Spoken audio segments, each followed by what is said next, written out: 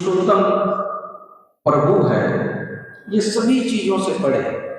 ये तीन चीजें मुख्य है। एक तो जीवात्मा, पेड़ पौधे चींटी से लेकर के हम सब मनुष्य, एक जीव जिसको ब्रह्म की उपाधि दी गई, और एक है इसमें संसार, संसार जिसको शाखाएं ये सब की उपाधि दी गई है। तो जीव, जगत, और ये जीव और जगत से जो पड़े है वो परमात्मा, जो दोनों को चला है। संसार की भी निर्माता वही है।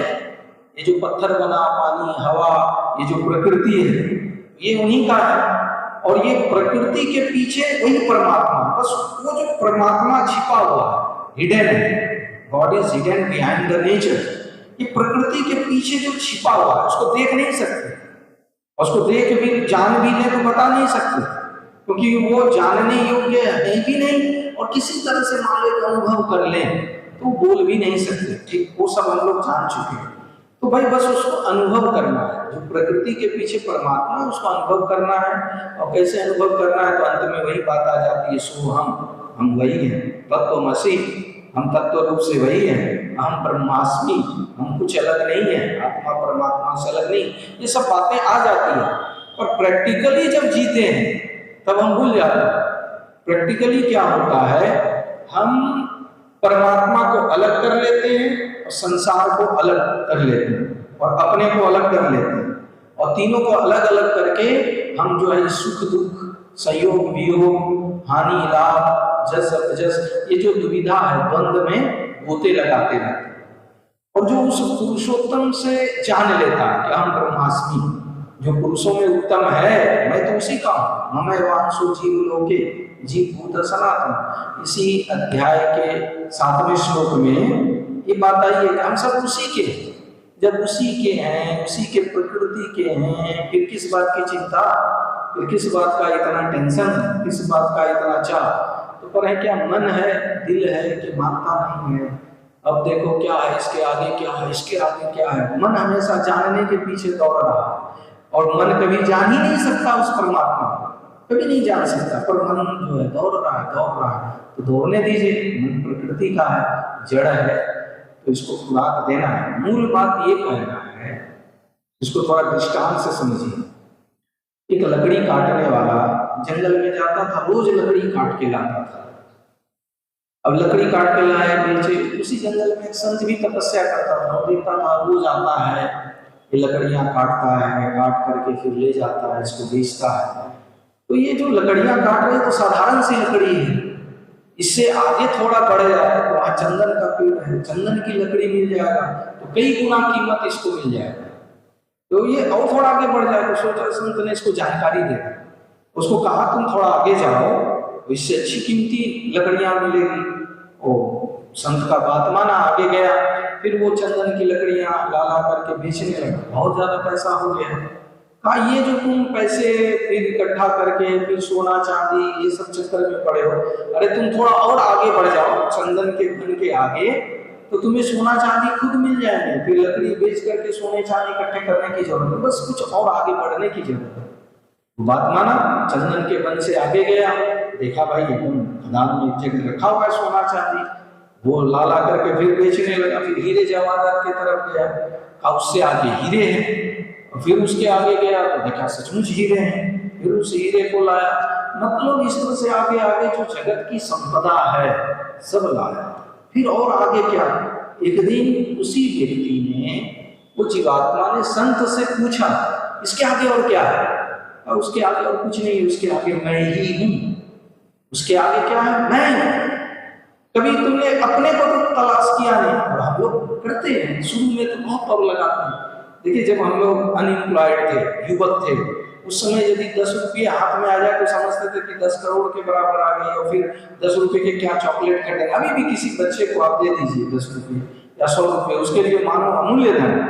फिर वो बढ़ते बढ़ते यहाँ तक जाता है, फिर उसके आगे क्या, वो तो कभी कभी किसी ऐसे सौभाग्यशाली जीव होता है कि भाई सबसे आगे क्या है, तो सबसे आगे तो मैं।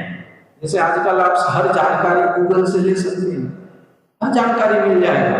कि भाई दुनिया कैसी है, संसार कैसा है, उपनिषद के हर वाक्य की व्याख्या मिल जाएगा। और बहुत हम भी व्याख्या करके छोड़े श्यामा गोपाल चैनल पर, और लोग सब देखेंगे। तो आप भी श्यामा गोपाल को सब्सक्राइब करके देख सकते हैं, इसको डाल देंगे तो हर जानकारी मिल जाती है। हर संतों की भी आजकल घर बैठे मिल जाती है। पर अब मैं कौन हूँ, हु एम आई, ये गूगल पे मिलेगा क्या? भले उसका प्रवचन मिल जाए, उपदेश मिल जाए, तो वास्तविक अपने को जानना है तो शांत, मौन, स्थिर, गंभीर होकर के बैठने के बाद ही हम उस पुरुषोत्तम से जुड़ सकते हैं। हम उस पुरुषोत्तम को जान सकते हैं जो पुरुषों में सबसे उत्तम है, जो सर्वोपरि है, सर्वशक्तिमान है, सर्व सामर्थ्यवान है, जो उससे बढ़कर के कोई नहीं है, उससे ऊपर कोई नहीं है और उससे आगे कुछ है ही नहीं।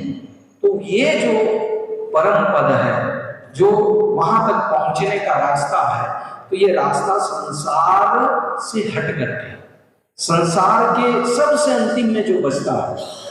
स्वामी रामसुखदास जी महाराज बस सीधी से एक पंक्ति में एक बात बहुत जोड़ देते थे, या तो संसार या तो परमात्मा।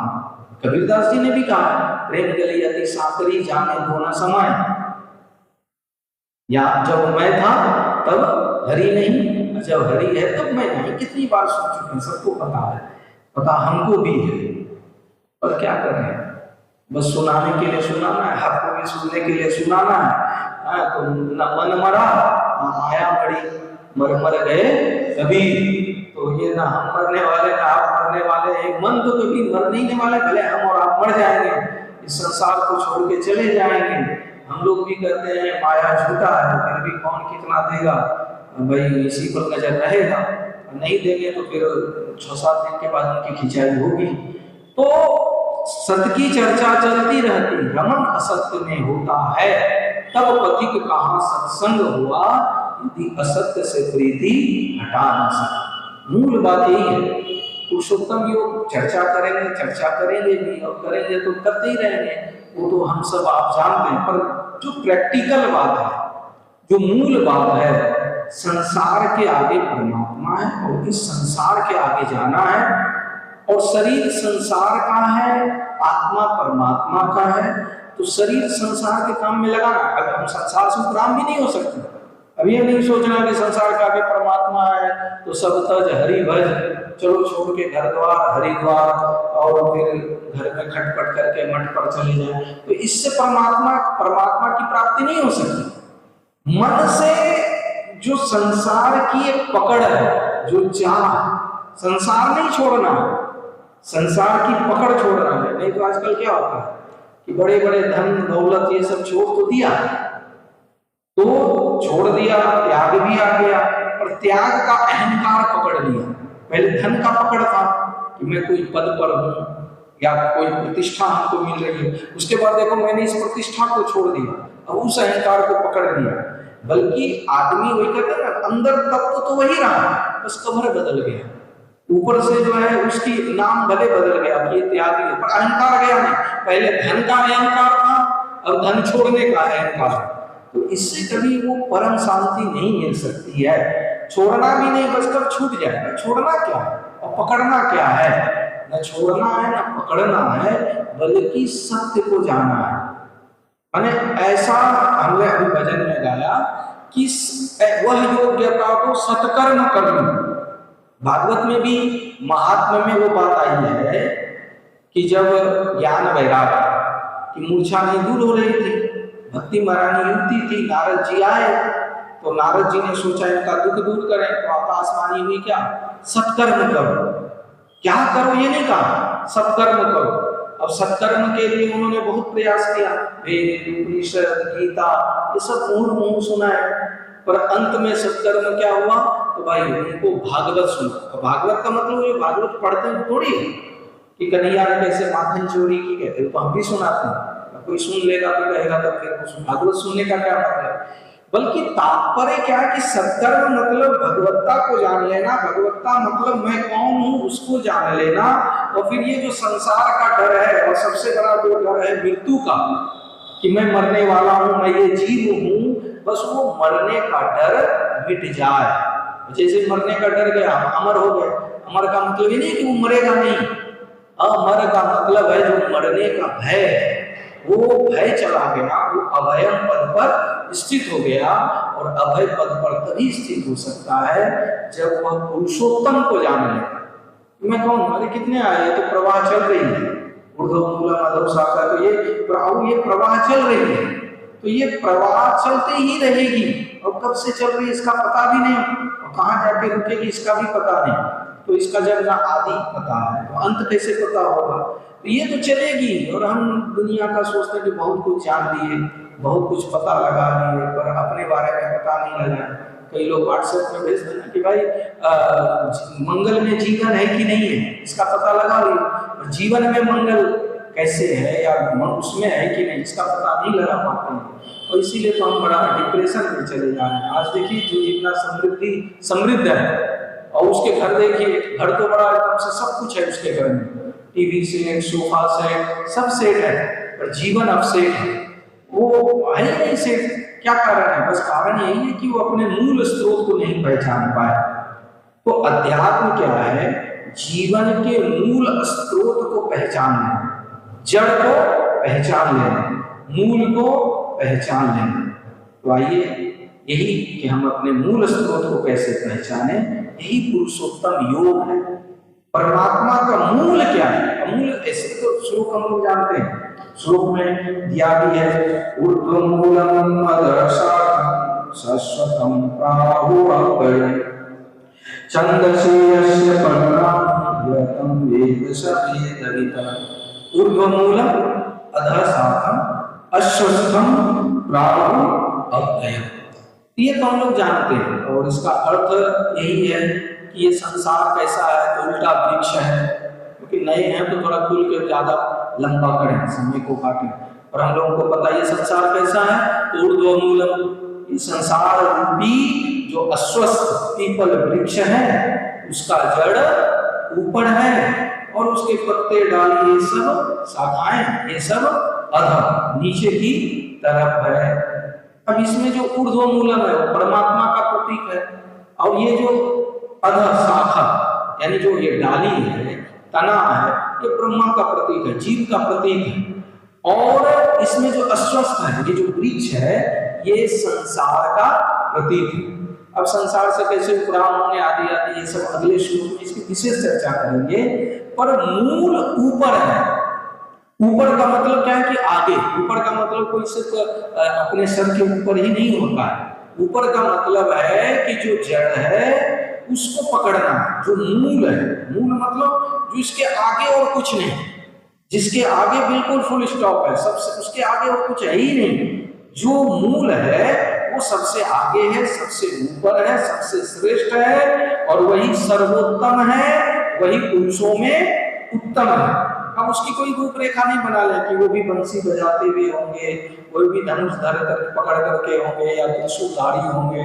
अब ये कल्पना तो ठीक है, एक प्रारंभिक तौर पर पकड़ा जा सकता है, पर अंतिम में वहां कुछ नहीं बचता। वहां तो बस जो बचता है तो वो हम बोल भी नहीं सकते, वो जान भी नहीं सकते, बस जान गए तो खो गए, तो खो गए। तो वो तो पुरुषोत्तम योग का अंतिम पड़ाव। फिर वहां से जाने के बाद वापस नहीं आ सकते। बड़ा मजा आया, अरे बहुत आनंद आया, अरे पुरुषोत्तम भगवान ऐसे है, तो बोलने के लिए माइक के सामने फिर आ भी नहीं सकता।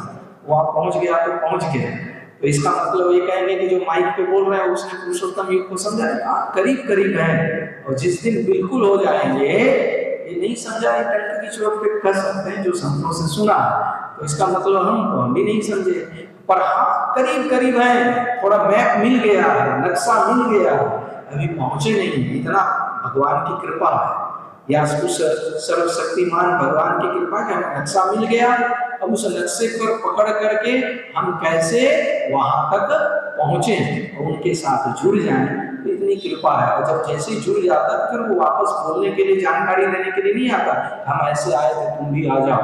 पर जो आगे बढ़ रहे हैं, देख रहा है कि भाई दुख कम हो रहा है, शांति हमारी बढ़ रही है, तो ये कम हो रहा है, तो इसका मतलब है कि रास्ता सही है, हम अपने सही रास्ते पर जा रहे हैं। नहीं तो ये इंडिकेटर है सीधा भाई, यदि हम जितना संसार में उलझेंगे उतना दुखी होंगे। भोग सुख का अंत दुख है, क्यों तू फिर भी जिसे देखो उधर ही ललचा है।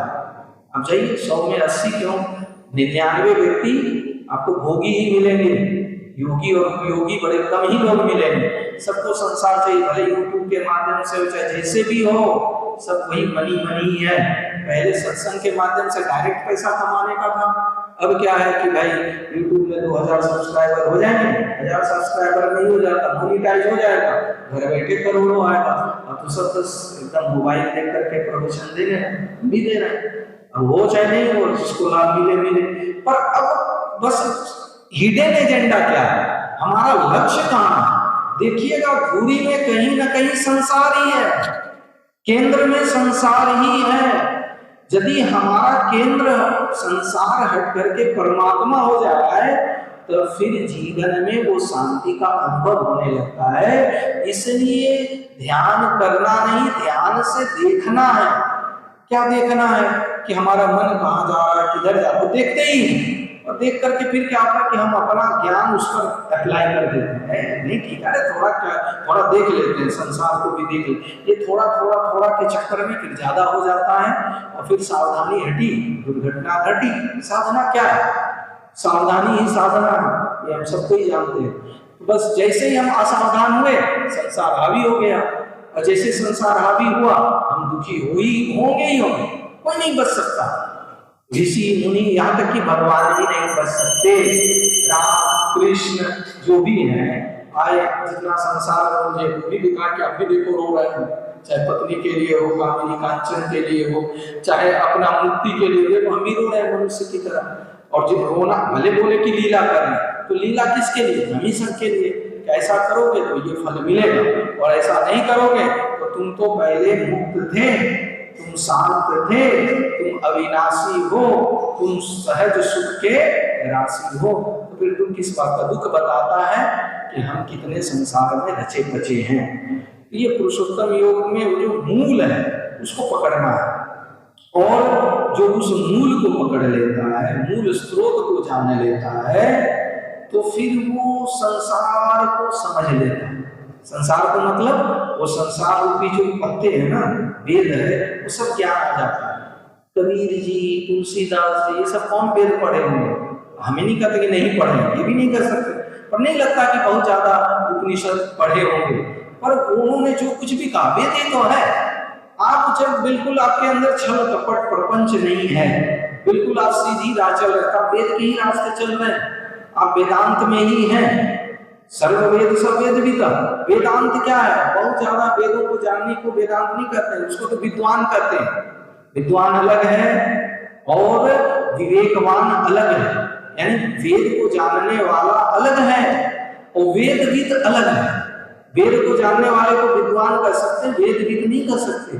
जो वेद को जान करके और वो संसार को समझ करके, संसार नश्वरता को जान करके, बस वो जो अविनाशी स्वरूप है उसमें वो केंद्र बिंदु पर अपना जो उसकी लक्ष्य है उस केंद्र को पकड़ करके है, तो बस वो जो है सारे वेद को जान लिया, उपनिषद को जान लिया, समझ लिया। उसी बात को यहाँ पर बस बहुत ही सरल भाषा में कहा। कहिए तो 15वें अध्याय का पुरुषोत्तम योग का जो पहले श्लोक में ही आधा ज्ञान भर दिया पूरे अध्याय का। अब बस उसको जानने की विधि तरीका, अब ये संसार को कैसे ज्ञान वैराग्य की तलवार से काटें, अब ये सब बात समझना है। पर बस यही है कि परमात्मा सबसे आगे है, सबसे ऊपर है। ये जो धन है, ये जो दौलत है, ये जो मान है, पद है, प्रतिष्ठा है, ये सब के आगे परमात्मा है, उससे आगे कुछ नहीं है। इसलिए समझिए कि जब परमात्मा का पतन होता है तो संसार शुरू हो जाता है, और संसार का जब पतन होगा तभी हम पुरुषोत्तम से जुड़ पाएंगे। संसार के रहते, संसार मतलब जो विनाशी है, जो हर क्षण परिवर्तित हो रहा है, जो क्षण क्षण पत्ते मतलब क्या, यहाँ पर अस्वस्थ वृक्ष का उदाहरण देने का क्या तात्पर्य है? 3 तरह के वृक्ष का उदाहरण वेदांत में आया है, उपनिषदों में आया है, हमारे शास्त्रों में आया है। और ये 3 तरह के वृक्ष हैं। संस्कृत में कहे तो अश्वत्थ मान पीपल का वृक्ष, और इसमें कुदुम्ब वृक्ष होता है जिसको कूलर कहते हैं, और एक वृक्ष होता है जिसको बड़ यानी बट वृक्ष। तो बट शंकर का प्रतीक बनाया, और जो कूलर का वृक्ष है उसको ब्रह्मा जी का प्रतीक बना दिया, और जो हमारा अस्वस्थ वृक्ष है यानी वो पीपल का वृक्ष, इसको भगवान विष्णु। अब उसमें तुलना करने ना जाए कौन श्रेष्ठ और कौन क्या, ये सब बस तीन वृक्ष हैं कि विशाल है, और इनके छाया में लोग जो है बहुत से पशु पक्षी आश्रय देते हैं, पर इनके जो पत्ते हैं ये तो टूटता ही है, ये बिखरता ही है, ये गिरता ही है, और ये पत्ते पर हम सब घर बनाए हुए हैं। ये ऋग्वेद में भी यही बात आई है कि अपना घर किस पर है, पत्ते पर है, और ये कब टूट के गिर जाए इसका कोई पता ही नहीं है। और हम सब पत्ते पर घर बना करके सोच रहे हैं हाँ कितने आराम से रह रहे हैं, कितने सुख से रह रहे हैं, और ये हिल रहा है, डोल भी रहा है। भाई पत्ते पर ज्यादातर ना, और पीपल के वृक्ष पर तो विशेष करके भूत प्रेत पिशाच की बात होता है, और जो ये सोचे कि संसार में रह रहे तो हम भूत पिशाच की तरह ही रहे, तो यदि भूत पिशाच की योनि से ऊपर आगे जाना है तो संसार की नश्वरता का हमेशा मान रखना पड़ेगा, और ये पता ना कब टूट के गिर जाए, ये भी अपने को हमेशा स्मरण में केंद्र बिंदु पर रखना पड़ेगा। उस मूल बात यही है कि हम मूल को जानें, और हमारा मूल क्या है। हमको आज ही एक बात ऐसे ख्याल में आया कि मूल में तो सभी कहते ठीक है माता पिता ही गुरु है, पहले हम इस पर ज्यादा जोर नहीं देते, इसलिए नहीं देते थे कि गुरु जी ने कहा माता पिता ज्ञानी हो तब तो कोई बात नहीं है, यदि माता पिता ज्ञानी ना हो तो उसको कैसे गुरु माने, ये बात तो घर कर गई। पर हमको लगता है माता पिता ज्ञानी हो ना हो, और आजकल पूरे थोड़ी सी नीचे स्तर पर आ जाए, और ज्यादातर बाप बेटे का ही झगड़ा है, ज्यादातर जगह देखिए कि बेटे की बात से पटती नहीं है, और वहां से फिर धीरे धीरे वो बगावत करते करते करते तब कोई आश्रम जाता है, गुरु की शरण में जाता है, कोई गुरु की शरण में क्यों नहीं बचपन में चला जाता है, ज्यादातर लोग जवानी में जाते हैं। कब जाते हैं, जब बाप पिताजी से होती है खटपट, माँ से क्या होगा, माँ से थोड़ा कम होता है, माँ से तो बाद में आता होता है कि तुम जो है पिता के पक्ष ले रही हो, हमारा पक्ष में नहीं खड़ी हो।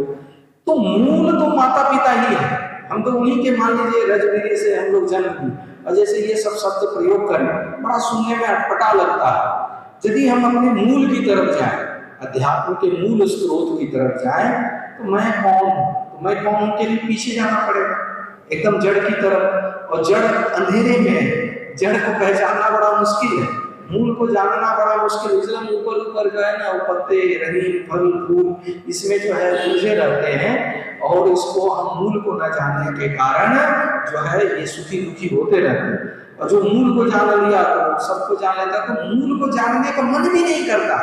आप कभी ध्यान कर सकोगे कि हम गर्भ में कैसे थे, मन ही नहीं जाएगा। हाँ भाई सुंदर सा मंदिर हो, सुंदर सा भगवान की मूर्ति हो, देखो क्या ध्यान लगता है, और थोड़ा सुगंध आता हो, बढ़िया सा फूलों से सजा हो, मन तो ऑटोमेटिक लगेगा। वही वहां बदबू आती हो, कोई हल्ला गुल्ला करता हो, तो मन एकदम बिल्कुल खिन्न हो जाएगा। तो मन का खिन्न होना बता देता है हम मूल से बड़े कोसों दूर हैं। और जब भाई यदि सुगंध भगवान का, सुगंध किसका है, दुर्गंध भी तो उसी भगवान का है। जब अच्छाई भगवान का है तो बुराई किसका है, वो भी तो उसी का है। जब शांति भगवान का है तो अशांति किसका है। तो हम क्या करते हैं कि अपने मन लाइक वन साइडेड हो जाते हैं, जो अच्छा अच्छा होता है वो पकड़ लेते हैं, और जो अच्छा अच्छा नहीं होता उसको छोड़ देते हैं, और उसी को सोच रहे हैं हम बहुत आध्यात्मिक हैं, आई एम स्पिरिचुअल पर्सन, हम तो बिल्कुल धर्म के रास्ते पे चल रहे हैं, हमसे बड़ा धार्मिक कौन होगा। और ये सतोगुनी जो अहंकार है ना, ये रजोगुनी और तमोगुनी से भी बड़ा खतरनाक होता है। रजोगुनी तमोगुनी फिर भी समझ में आता है, और सतोगुनी अहंकार नहीं समझ में आता है, खुद को नहीं आता है, दूसरा का क्या है, और दूसरे को आ भी जाए वो बता भी दे महाराजा बड़े अहंकारी हो। आज ही कह रहे थे शकुंतला, किसी संत को पकड़ना, एक दो दिन भोजन थोड़ा बंद कर दो, या भोजन थोड़ा सही से मत बनाओ, तो पता चल जाएगा अपन कितना वेदांत पे प्रवचन देता है, वो बात समझ में आ जाएगी।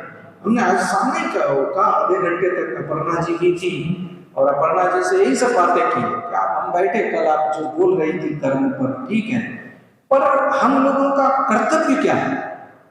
कितने लोग प्रभावित हो रहे हैं, सब बस ऐसे ही आते हैं, हम लोग भी वैसे ही बोलते हैं, बस बोलते हैं चले जाते हैं, सुनने वाले भी सुनते ही चले जाते हैं। आपने कितने को तैयार किया, अपने जैसा बनाया, एक को भी तो अपने जैसा बनाइए। और यदि नहीं बनाएंगे तो हमारी भक्ति बांझ रह जाएगी, हम सब कभी भी गुरु के ऋण से उड़ीन नहीं हो पाएंगे।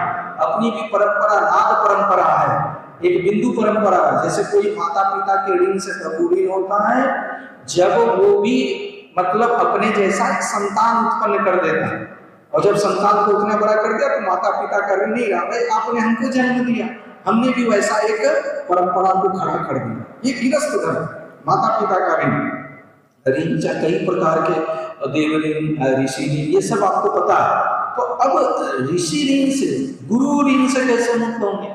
तो जैसे गुरु ने हमको बनाया, जिस रास्ते पे लाके खड़ा किया, जिस अध्यात्म पर खड़ा किया, तो उस जगह हम भी किसी को खड़ा कर दे तभी मुक्त हो सकते हैं। एक भी व्यक्ति को कोई जरूरी नहीं है कि बिल्कुल लाखों का भीड़ हो, वहां भव्यता हो सकती है, दिव्यता होगी कि नहीं, ये सब पर भी चर्चा हुआ कि भाई अभी पंडित मिश्रा जी का बाजार चल रहा है, प्रदीप मिश्रा, हाँ चलो भाई रिकॉर्डिंग भी हो रही है, तो प्रदीप मिश्रा जी का चल रहा है कि भाई पीपल वृक्ष में मधु लगा करके शिव जी पर चढ़ाओ, परीक्षा में पास हो जाओगे, अच्छे नंबर लाओगे, और न जाने क्या क्या चल रहा है। तो ये संसार का सुख मिल भी जाएगा तो इससे क्या हो जाएगा, क्योंकि संसार का सुख सदा रहने वाला है नहीं। ये सुख दे सकता है पर शांति मिल नहीं सकती।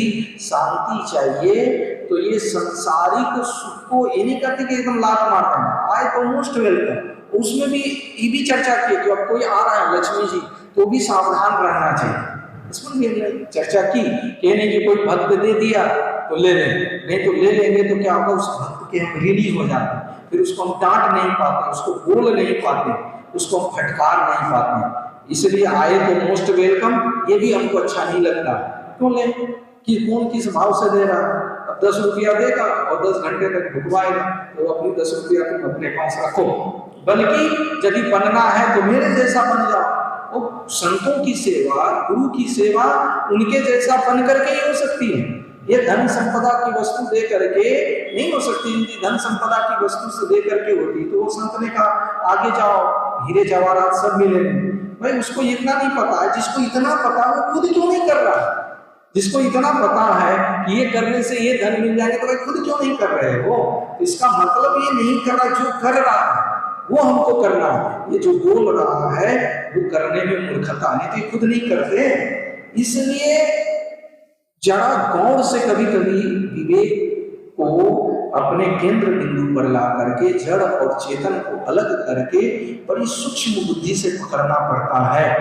और हम लोगों का जीवन तभी सार्थक है कि हम अध्यात्म मार्ग में यदि आ गए, समझ गए, तो दूसरा हम नहीं करते कि हाथ पकड़ के लाना है, पर उसका प्रभाव पड़ेगा। और नहीं पड़ रहा है तो ये भी एक कसौटी है कि हम अभी आध्यात्मिक नहीं है। हमें यदि सेवा की भावना आ गई तो दूसरे में भी ऑटोमेटिक आएगा।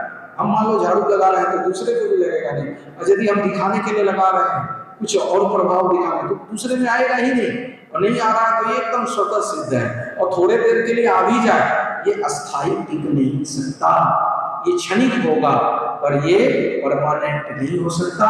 तो हमें परमानेंट चाहिए या क्षणिक चाहिए, यही पुरुषोत्तम योग में बताया गया है कि ये संसार नीचे की तरफ है, ये बड़ा उल्टा है, और ये उल्टा है और हम बिल्कुल सोचते कि नहीं सब सीधा सीधा है। भाई जो कौन सफल है, तो जिसको संसारिक भूमि भवन पद प्रतिष्ठा मिल गया है वही सफल है, उसी पर भगवान की कृपा है, उसी पर गुरु की कृपा है, तो वो सफल व्यक्ति है।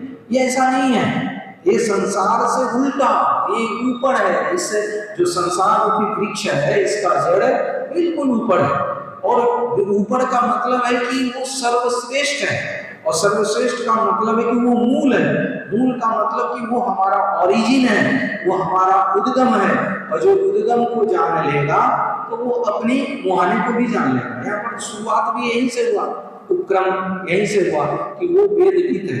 स या वेदविद, कौन वेदविद है? जो ये छंदसी या वर्णानी, ये जो वेद रूपी पत्तों को, संसार के अस्वस्थ वृक्ष के जो ये वेद रूपी पत्तों को जान लेता है। पत्ता क्या है? पत्ता प्रतीक है संसार का। संसार किसको कहते हैं? जो प्रतिक्षण सड़क रहा है, संस्कृति इति संसार। ये सब हम लोग बहुत जान चुके हैं संस्कृत, इसलिए कभी कभी मन भी नहीं करता, पर कभी कभी बोलना भी पड़ता है। बस ये सब जान गए, बोलने की कुछ है ही नहीं। आज सुनाने को भी कुछ नहीं और सुनने को भी कुछ नहीं, और करने को भी कुछ नहीं और कराने को भी कुछ नहीं। करना क्या है?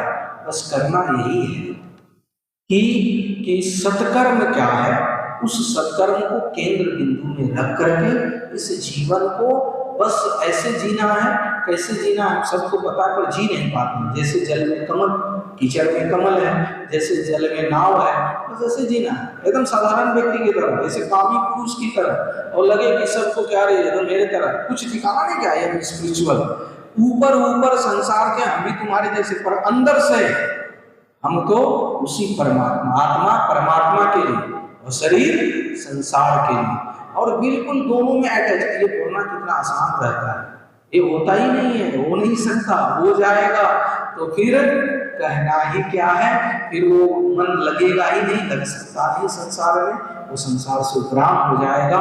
बस मूल जो है, हम ये नहीं कहते संसार को छोड़ना, शरीर जब तक है तो शरीर के लिए संसार में इसका निर्वाह करने का और धन दौलत भी चाहिए, पैसे भी चाहिए, और वो पैसे मिल जाते, नहीं मिलते तो भाई ठीक है, भगवान अभी एक तरफ हटाओ, पहले तो अपना जीना, रोटी कपड़ा और मकान।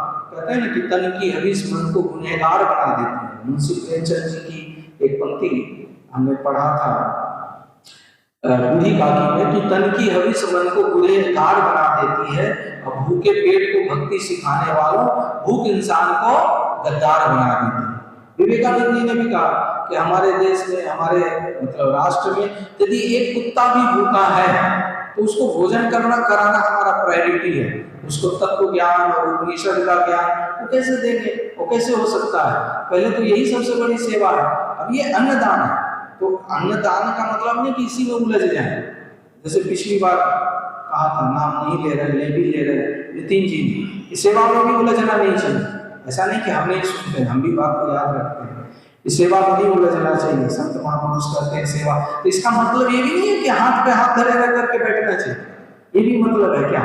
और इस बार हमने कभी दिया था सुबह की नितिन जी को, अब इसी पे बोलना, सेवा नहीं करना चाहिए, ठीक है, वो बात भी सही है। तो इसका मतलब क्या है? हाथ पर हाथ बैठे रहना तो नहीं भाई, हम जान गए कि सेवा में उलझना नहीं। अब उसी को सेवा करने की जरूरत है, क्योंकि वो उलझेगा नहीं, वो फंसेगा नहीं। बस कर लिए, नेकी कर और दरिया में डाल, बस करना है सेवा। और जो सेवा ये सकामता के लिए करता है, क्या सका मेरी फोटो आ जाए पेपर में, हमारा नाम हो जाए, मरने के बाद लोग हमारी फोटो लगाए, तो उसको करने की जरूरत नहीं। तो अभी जान कि कितने दिन तेरे फोटो रहेंगे, कितने लोग तेरे नाम लेंगे, तो ये पहले तू जान ले, और बढ़िया से जान ले, तब जा करके जब जान जाएगा और जब समझ में आ जाएगा संसार क्या परमात्मा का, तब से सेवा करने की जरूरत है। भाई हमने संसार से लिया रोटी कपड़ा जो भी है, मकान का सब जो सुख ले रहे हैं, तो संसार की वस्तु संसार में लौटानी है कि नहीं लौटानी? तो जो संसार से मिला तो संसार को लौटाना पड़ेगा। तो अब ये देखना है कि हमारे सामने लौटाने के क्या मार्ग है। जितनी सामर्थ्य है उतनी लौटानी है, हम जितना कर सकते हैं उतना करना है, नहीं तो ऐसे ही वेस्टेज करने से कोई फायदा है क्या? कोई फायदा हमको नहीं लगता है भाई। भले उससे लाभ हो ना हो, मान लो कि हमने 1 घंटा यहाँ सुना और कोई सुनने के लिए पिपासु है, उसको भी थोड़ा सुना दिए। अब ये नहीं कि सुनाने में खूब इंटरेस्ट लेने लगे ज्यादा, बस थोड़ी देर के लिए हमने इतनी कोई रोटी खाई, 2 रोटी का हमने मोल चुका दिया, उससे ज्यादा का हमारा जिम्मेदारी नहीं रहा। जितनी का रोटी लिया उतना का हमने भगवान के लिए भजन के रूप में हो, भगवान की सेवा के रूप में हो, या जिस भी संसार की परमात्मा समझ करके उसकी जो है समर्पण भाव से हमने निष्काम भाव से जो कर दिया, बस बात खत्म।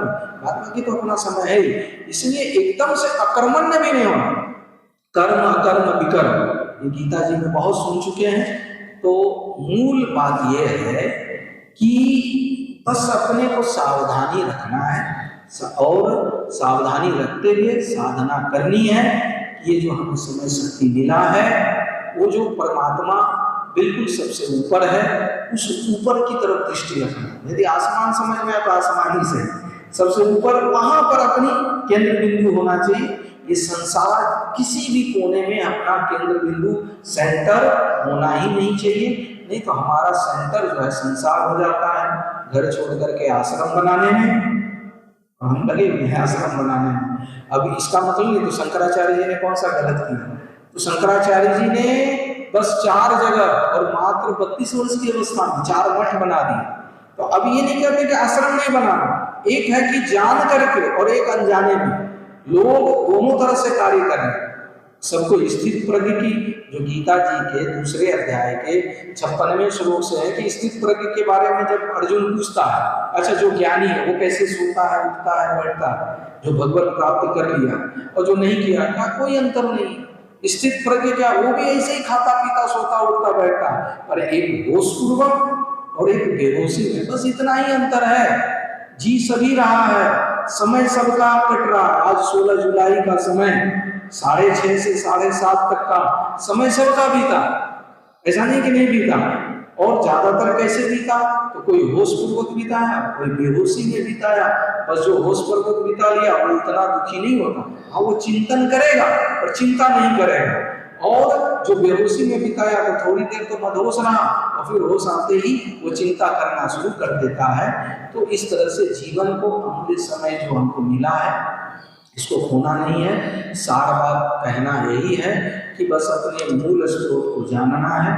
और ये शरीर आदि ये सब नश्वर है, हम सब कोई जान गए। संसार क्या है ये भी लगभग पता चल ही गया। तो संसार है तो संसार से भागना भी नहीं है, बल्कि बस इसका जितना उपयोग करना चाहिए बस उतना करना है। अति पे नहीं जाना है, अति भोगवादी नहीं बनना है, अति सर्वत्र वर्जय, इसको भी केंद्र बिंदु में ले आना है। तो हमको लगता है कि हम पुरुषोत्तम जो भगवान है, जो पुरुषों में उत्तम है, उनके साथ हम जुड़ जाएंगे। और जुड़ने के साथ जो परम शांति है, जो आत्मिक शांति है, वो शांति फिर ऐसी मिलेगी कि कोई हमको डिगा नहीं सकता, फिर कोई दुखी नहीं कर सकता। अरे कोई जो भी कोई दुखी कर देता है इसका मतलब उसको हमसे ज्यादा पावर है। यदि हमको कोई खुश भी कर देता है तो इसका मतलब है कि हमसे ज्यादा पावरफुल नितिन जी है। मान लो 200 रुपया दे दे या 500 दे दे और हम खुश हो गए, तो भाई तब ताकत किसमें है? 500 में है, तो अपने ज्ञान में नहीं है। ये समझ लेना चाहिए, पकड़ना चाहिए। और यदि भाई 1000 भी आ जाए तो कोई बात नहीं, चला भी गया तो कोई बात नहीं। ये बोलना कितना आसान है, और ज्यादातर किसकी लड़ाई चल रही, कैसे और मोह 99 का चक्कर से है क्या कोई बचा? कोई है तो बता देना भाई, हम भी उनका सुनने का हमारा भी दिल ललायित रहता है। कोई ऐसा मिल जाए तो बिल्कुल 99 के चाहे वो पकड़ में आ ही जाता है। थोड़ी देर के लिए भले दिखावा करे, हम पैसा नहीं छूते, ये नहीं वो नहीं, पर भी पकड़ में आ ही जाता है। सच्चाई छुप नहीं सकती, बनावट के सूलों से खुशबू आ नहीं सकती कागज के फूलों से। ये पता है, पर यदि पता लगे हम भी तलाश में हैं, आप सब भी खोज में हैं, तो कहने का तात्पर्य कि क्या खोज के क्या करेंगे? खुद को ही क्यों न ढूंढ लें, अपने को अपने में क्यों न ढूंढ लें। और जब हम अपने को अपने में ढूंढने जाएंगे तो सबसे अंतिम में उनको पाएंगे, बिल्कुल अंतिमतः में वो प्रभु का, उस पुरुषोत्तम भगवान का पता है जो मन पता नहीं पा सकता है, मन पता नहीं लगा सकता है। जब हम मन से उपराम हो जाते हैं, इसके लिए बस साधना भी करनी जरूरी है। कुछ देर शांत मन एकांत बैठ करके कि भाई मेरा मन कहाँ जा रहा, क्या जा रहा, बस मन को देखना। और फिर हम जो कर रहे हैं, क्यों कर रहे हैं, आगे इसका रिजल्ट हो भी जाएगा। वो यदि मिल भी जाएगा तो क्या छूटने वाला है या नहीं छूटने वाला है, क्या हम शाश्वत को पा लिए हैं? यदि शाश्वत नहीं मिला तो हम जो छूट ही जाएगा उसको पा करके कौन सा बुद्धिमानी है। इस प्रकार से आत्म अनुसंधान करना, इस प्रकार से जो अंतिमतम सबके पीछे वो जो परमात्मा प्रकाशक रूप में बैठा हुआ है, जो जड़ में है, जो मूल में है, जो सबसे ऊपर है, उसका खोज लगाना, उसका पता लगाना। और उसका पता हमें ये नहीं कि संसार से उपराम होकर के, इस संसार को जान करके भी हो। ऐसा नहीं कि अब संसार को जान, एक ही बात है, संसार को जान गया वो परमात्मा को जान गया, और परमात्मा को जान लेगा वो संसार को भी जान लेगा। ये दोनों एक दूसरे से कोरिलेटेड है, ये अलग नहीं है। अब ऐसा लगे तो भाव संसार बिल्कुल भर, तो फिर वो भी गया काम से। और या नहीं तो परमात्मा परमात्मा करे, वो भी गया काम से। बस हम जहां हैं, हम जो हैं सो हैं, एज इट इज करना सब कुछ है। बस नश्वरता का ध्यान रख करके बस आसक्त नहीं होना। धन के लोभी धन मत छोड़ो, धन नहीं छोड़ना, धन का जो आसक्ति है वो छोड़ना है, संसार नहीं छोड़ना है, क्योंकि सभी रास्ते संसार से होकर के ही है। बस परमात्मा को पकड़ना, वो तो मिले ही है, पकड़ना भी क्या है, पकड़ना भी नहीं है, बस खाली थोड़ा सजग रहना, थोड़ा सावधान रहना है। कहीं अटैच नहीं है, मन तो अटैच होगा और जैसे अटैच हो गया तो तुरंत निकलने का प्रयास भी करना, बस यही साधना है। और कोई लंबी चौड़ी साधना भी मेरे ख्याल से अभी तक नहीं आया समझ में, तो अब बहुत बड़ी भी बात। और ये जितनी बातें हैं इसी से अनासक्त होने के लिए साधना, राम राम जपो या नमः शिवाय जपो या तो यहाँ जाकर के जल डालो, बस ये सब जितनी साधना है, पर ये प्रारंभिक स्तर के हैं और हम लोग अब प्राइमरी स्टेज पे नहीं है, हम लोग यूनिवर्सिटी लेवल के हैं, तो इसलिए काम भी थोड़ा यूनिवर्सिटी जैसा होना है। नहीं वो बोलने से नहीं होगा, अपने को भी कुछ पहचानना पड़ेगा, अपने को भी स्वाभिमानी बनना पड़ेगा, और अपना जो एटीट्यूड है, ये अभिमान अलग चीज है, स्वाभिमान अलग चीज है, तो अपने को तो पहचानना पड़ेगा। जो पहचान लेगा तो उसकी चाल भी अलग हो जाएगी, एकदम हो जाएगी। जैसे पॉकेट में किसी का नोट हो, उसकी गर्मी देखिए पता देगा कि ये इसके है।